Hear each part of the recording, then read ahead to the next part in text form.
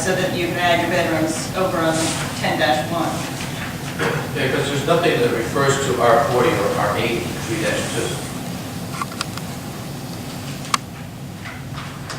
That's correct. In that section of the 3-2, right? Right. That's true, because that still refers, well, no, it is in 3-2, but in the old 3- in the individual sections. So does everybody agree there should be an extra column adding the minimum lot size?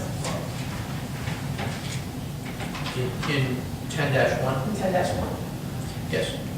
And I label it minimum lot size for 3 units, and then your other column is 4 or more. You know, For each additional unit. each additional unit per Yeah. unit. So it's perfect. Label the column so it's self-explanatory. Yeah. Yeah.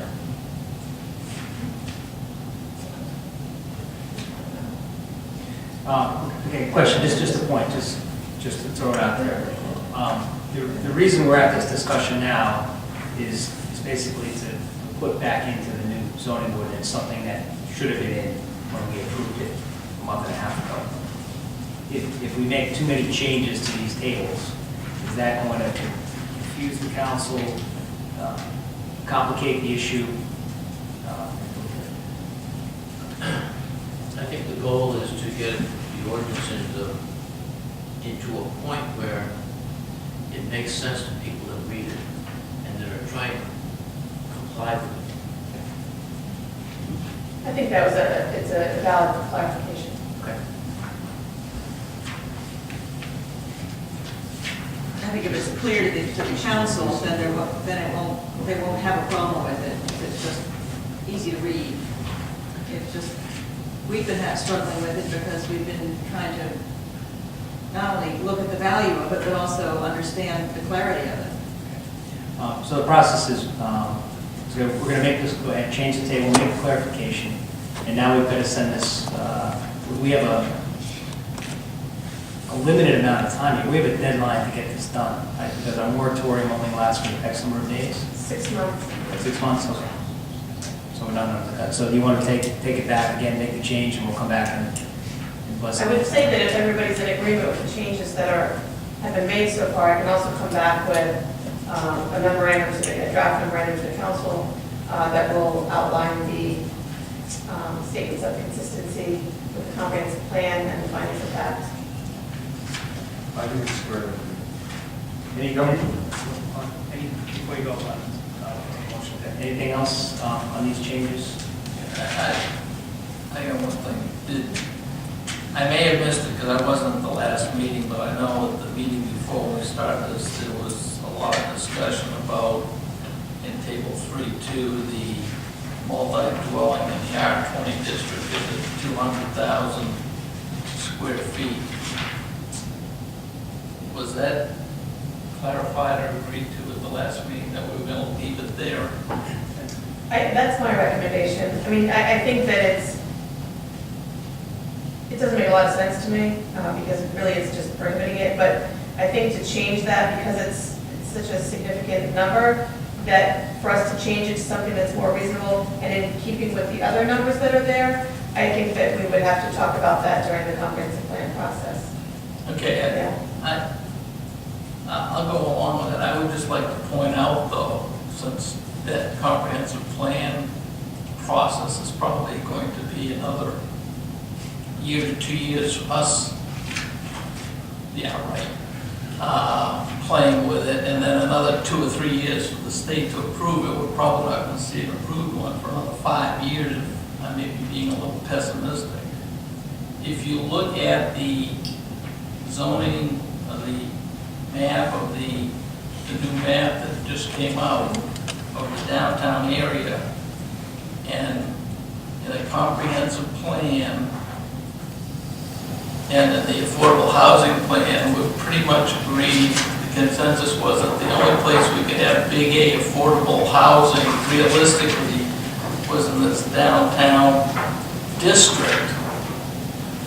Now, if you take a look at the map and the colors on the map, and you just eyeball it, you say, well, at 200,000 square feet, we're essentially eliminating that area multiplex, i.e. large A affordable housing. And if you look at what that covers, that effectively covers, just eyeballing it, at least 50% of the square area that we said that we're going to essentially not set aside, but be realistically what we would be putting affordable housing. By leaving it at 200,000 square feet, we've effectively eliminated 50% of the area we said we were going to use or make available for affordable housing. We've eliminated it from practical consideration until we get a change downstream from the comprehensive plan. If that's what we want to do, fine, but let's realize what we're doing.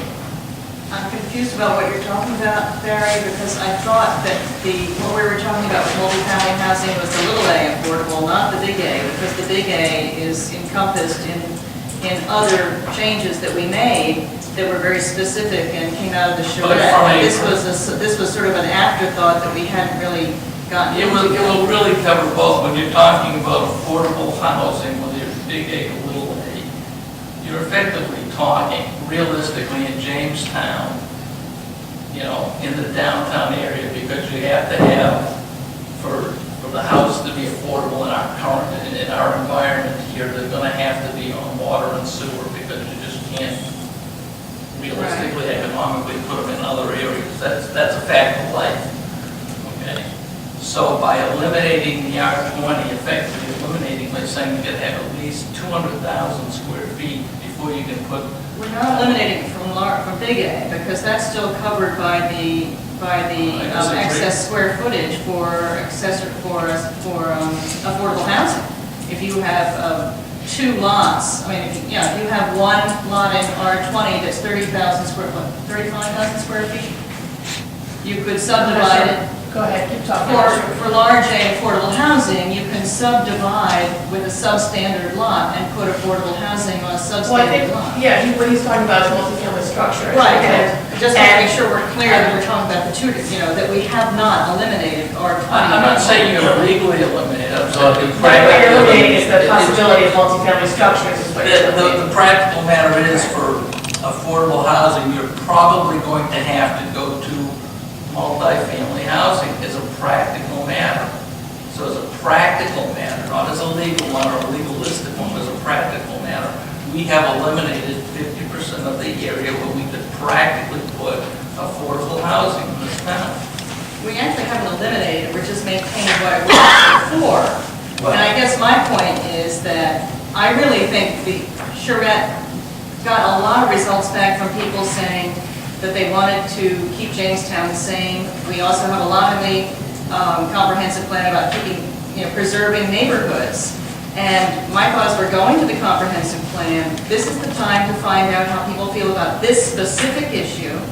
And my question to Lisa would be, once we've actually gotten our questionnaire back, do we have to wait until the state approves the comprehensive plan change before we would then revise our zoning to match it? Or is that something that could be a midterm correction? No, we only have to approve it locally to make our zoning ordinance consistent. Because I would feel really, really, really uncomfortable just legislating this here without anybody in Jamestown knowing about it, without the neighborhoods knowing about it, just saying, oh, well, I don't think this is fair.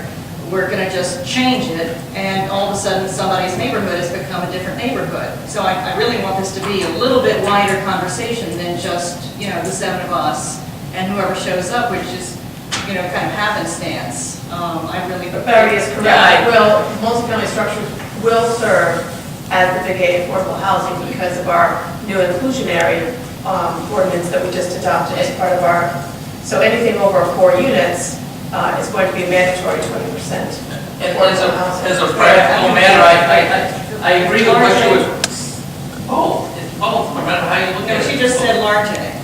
Large A is eliminated, why? No, I didn't say it was eliminated. I said multifamily structures will serve as affordable housing because anything over 4 units, we just adopted the inclusionary zoning. That was Article 17 that we just did. And anything over 4 units, there's a mandatory 20% affordable. So one of